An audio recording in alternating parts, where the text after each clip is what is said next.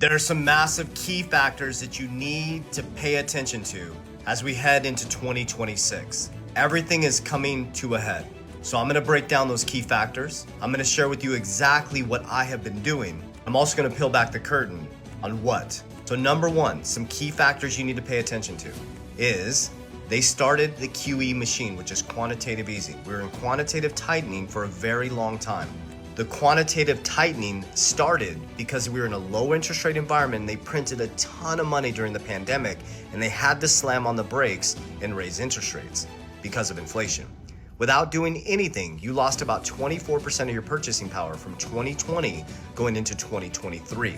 So your financial advisor says you're making 6 to 8% on your investments or doing a good job. You're actually not even treading water. And I'm here to tell you that it's about to get worse when it comes to the devaluation of your currency. But here's the good news. You can do something about it. There's only interest in the system. I want you to picture an interest symbol. The little line with 2 dots. You're either earning it or you're paying it. That's it. There is no real money in the system. America's at 120% debt to income ratio. Japan's at 500% and China's at 300%. So you see what happened in Japan today. They're raising rates from 0%. They've steadily been raising rates because they're heading into a free fall.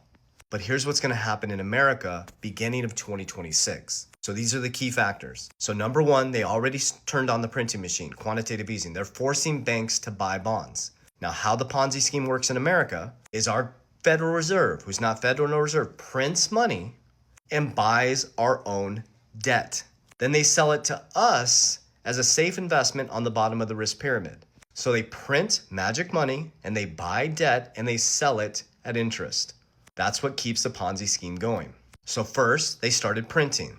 So that's devaluing your currency. Next, Trump has said with trumpets that he's going to bring rates down as low as possible. Now he's going to be bringing in the new Fed chair, making the announcement very soon here. And they're going to bring rates down as low as possible. Again, devaluing your currency. Your currency has already dropped 96 to 97% since the Federal Reserve was created in 1913. So what it's going to look like and feel like, because they're going to lower interest rates, is that it's going to look like there's a bunch of growth. Because the middle class and working class is going to monetize their debt. They're going to refinance, they're going to buy bigger houses, bigger cars, iPhones, flat screen TVs. The problem is that's not real growth. That's burying us deeper into the system and trapping us even more. Here's what's going to happen. The middle class and the working class is going to monetize so much debt from 2026 because it's going to be very cheap to 2029. Things are going to get really expensive because the value of the currency is going to go down. Then you go back into inflation.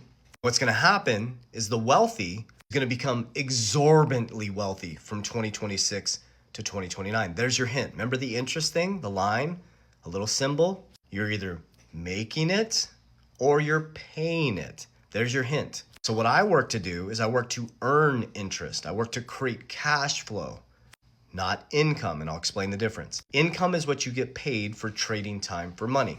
You get paid in income. That's someone else's debt because there's no real money in the system. Debt must be monetized to keep the Ponzi scheme going. They have to lower interest rates or the system will fall off a cliff. So they have to lower rates. We have to monetize debt. So you get paid in someone else's debt. My income is your debt. Your income is my debt. So I get paid in someone else's income and I take that income and my first thing is I take 10% and I put it in dividend stocks that create cash flow, passive income. I take my income from my active businesses and my cash flow from my dividends that are passive. I transmute them into A. It's called capital DR, A, which is assets. I don't care what asset you buy. What you need to learn to do, listen to me, beat inflation. That's all you need to worry about. So I want you to study what assets will beat inflation. Gold, silver, Bitcoin, for me, XRP. I'm focused on fixed supply assets. The system has always been the same, guys. This is nothing different. It's not a super cycle. Markets go up, markets go down. Over 200 years, there's been over 30 major